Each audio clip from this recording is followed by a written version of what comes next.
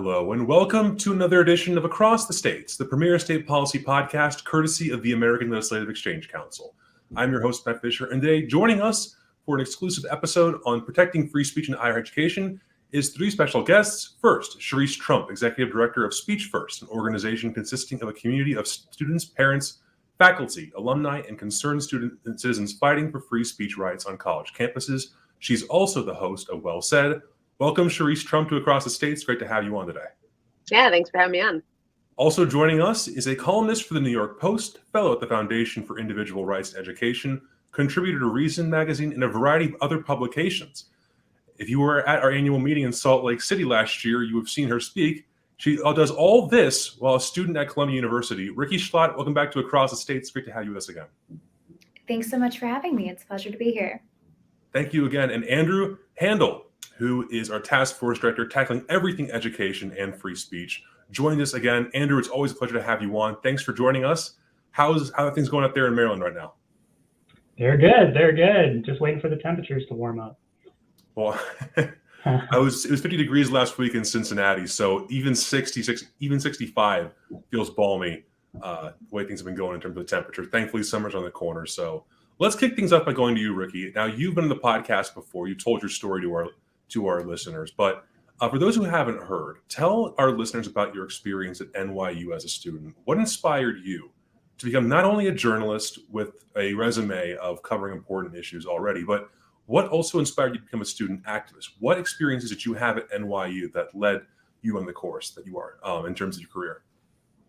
So even going back to my high school days, I think I had some pretty formative experiences with cancel culture. And, the 2016 election happened when I was, I guess, a junior in high school. And so I saw a liberalism and kind of hostility towards different beliefs just from a really formative young age. And, that only continued at NYU. Of course, I live in a very progressive city and I was kind of an outlier as a libertarian on campus. But I was kind of consistently shocked by the illiberalism of not only my peers, but also sometimes professors, and just an unwillingness to have a conversation with people in a respectful and constructive way, which to me is the very point of being on campus in the first place. And so during the pandemic, I saw that get even worse, especially following the George Floyd protests. There were a lot of there was craziness on social media. The cancel culture kind of just got to a next level. And so I decided that I, as a sort of moderate, more conservative voice on campus, wanted to put myself out there and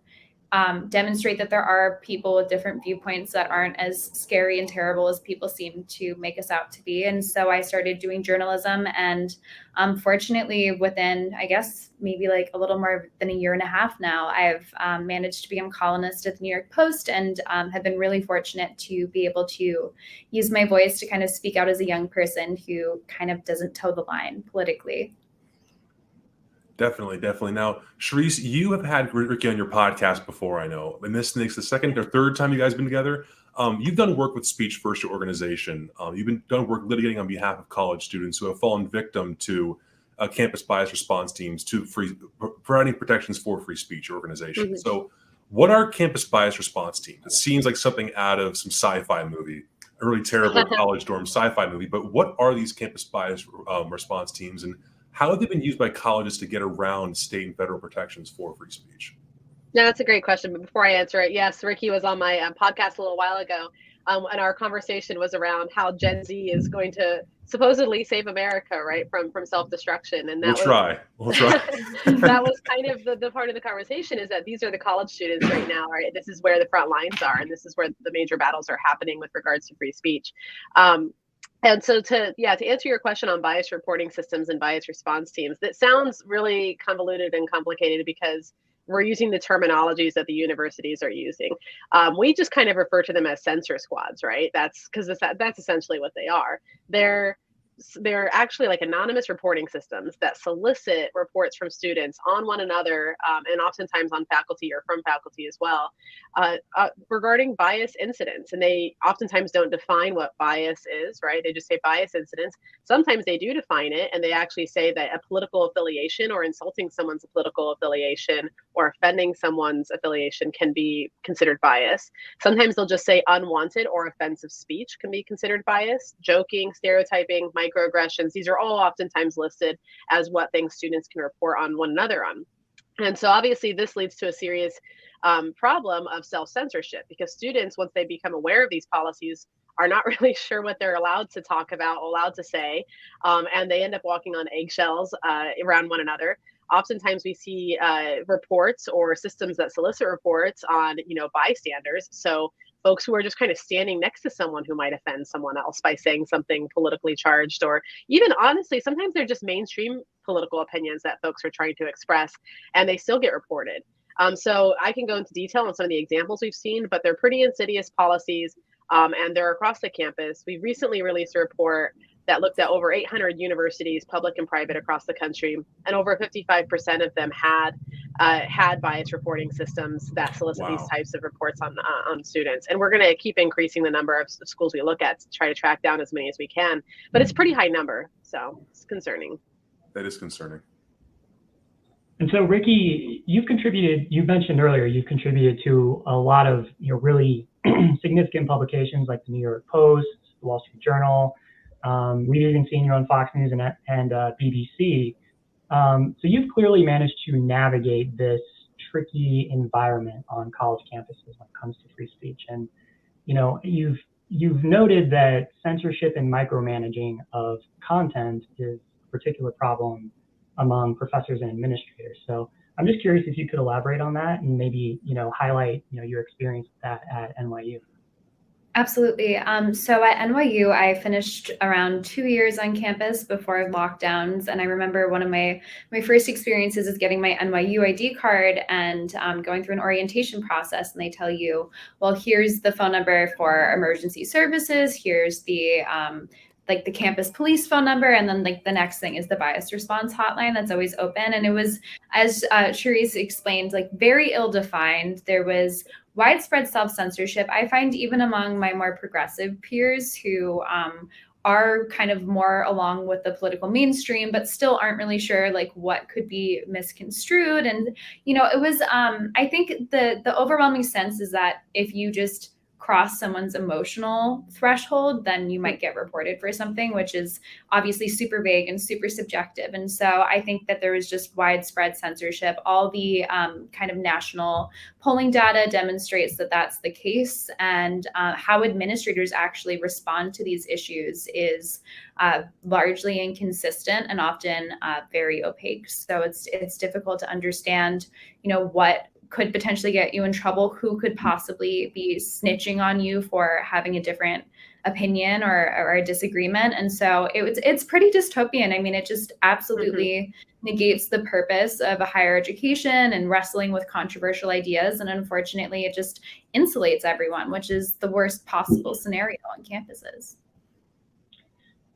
Yeah, and so Cherise, you mentioned some of the cases that Speech First has been filing, and I know you and I were just recently talking about your case with the University of Central Florida, and the win that you had there. I know it was a pretty strong ruling in favor of Speech First and against these bias response teams at the university. So I'm just wondering if you can elaborate on that decision and also talk about just generally. Among all the lawsuits that you've been filing, what has the reaction from the courts generally been? Yeah, it's a great question, because we've had a number of cases that have focused on bias response teams. We also file lawsuits on other things such as discriminatory harassment policies like flying restrictions, chalking restrictions, and more recently computer use policies, which is, we can talk about that too, where universities try to limit and restrict what students can send to one another via email based on whether or not it's offensive or unwanted information. Of course, at a public university, that's super unconstitutional. But with the bias response teams, it's interesting because we have to prove that we have standing, that there's actually harm being done, right? So this is where the self-censorship stuff really comes into play here, showing that students aren't speaking up and their free speech rights are being violated, with the potential harm that's going to come of being disciplined by a bias response team or through an administrative process that solicits these reports.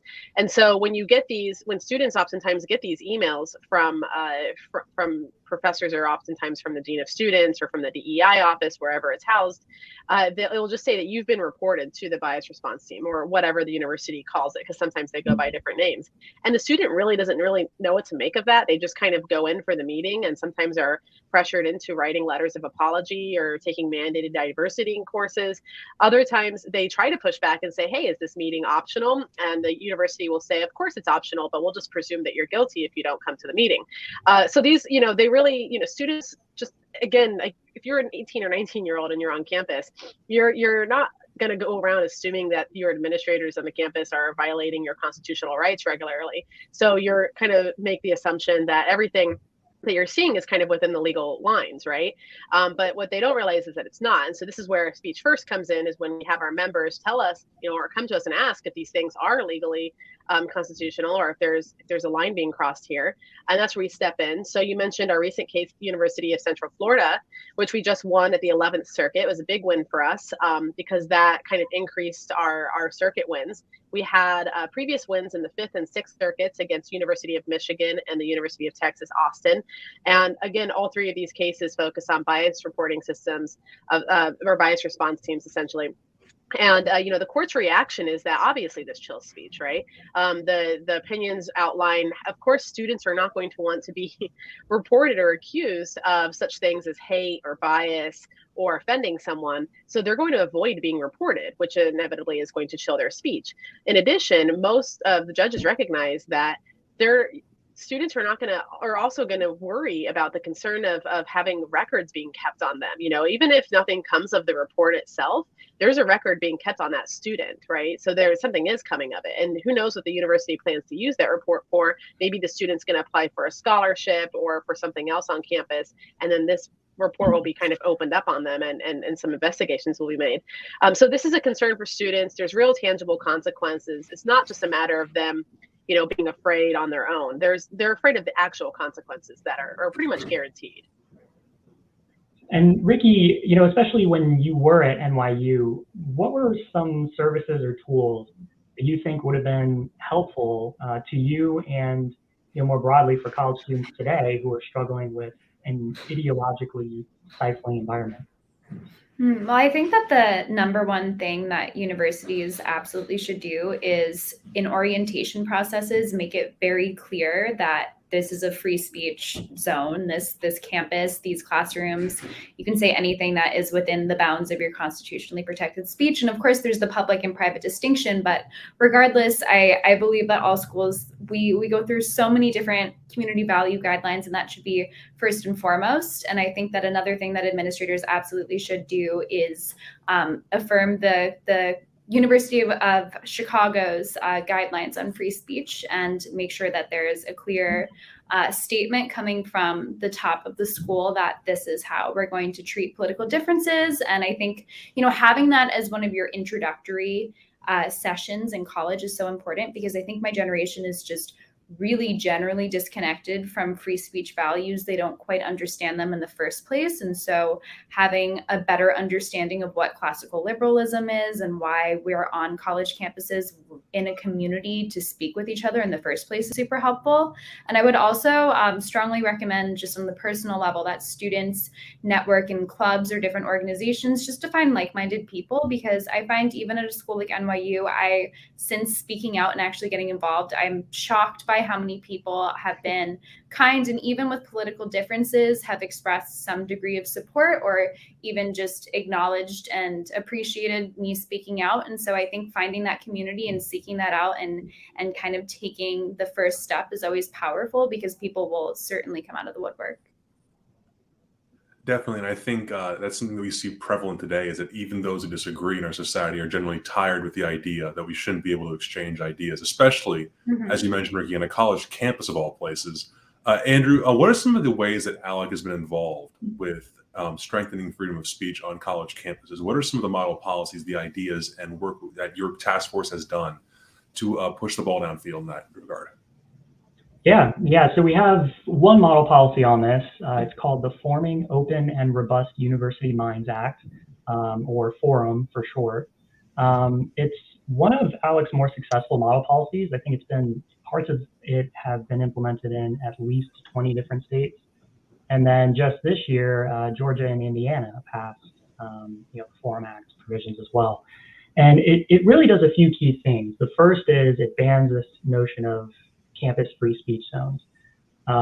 We were seeing colleges use those as an excuse to, shove students into a dark corner in the very back of campus where nobody can hear their protest or what they want to talk about, or no one will be able to receive a flyer that the student wanted to hand out.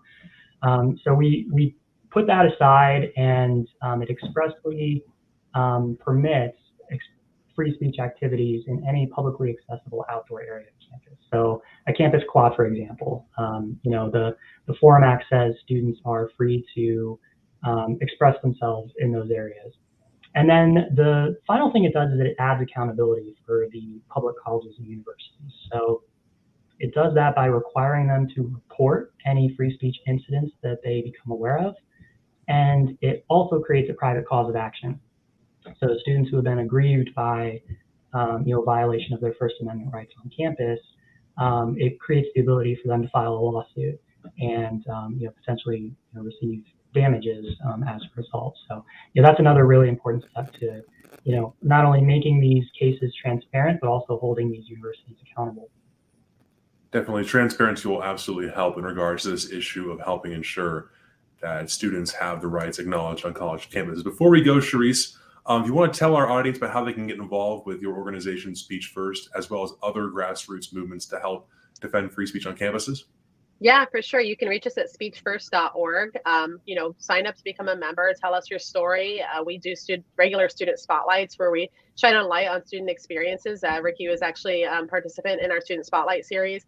And, like I said, I'm on the Well Said podcast where I interview folks in higher education and speech or free speech issues and American culture, just kind of talking about, what's going on and how to fix it as well, having those more in-depth conversations. So like I said, speechfirst.org, or you can find us on social media. But really, at the end of the day, we just ask that you reach out and sign up to become a member so that we can possibly represent you in the future, but then also so that we can teach you and educate you about your rights on campus and kind of keep you informed on what's going on around the country as well. Absolutely. And Rikki, any things you want to tell our audience how they can follow what your work and what you're doing on in terms of publications, your most recent writing and whatnot? Is there any they can follow you for listeners? Almost everything that I do kind of ends up congregated on my Twitter feed. So just Rikki Schlott is my handle there. And keep an eye out for my articles in the New York Post. I usually have a couple a month. And that's pretty much it. Awesome. Well, Rikki, Cherise, Andrew, thank you for joining us on Across the States and for being fantastic guests and giving us fantastic content today. I appreciate you all joining us today. And thank you to our listeners and to our guests tuning in. Be sure to stay tuned for more of Across the States, the premier state policy podcast. I'm your host, Matt Fisher, and I will see you again next time.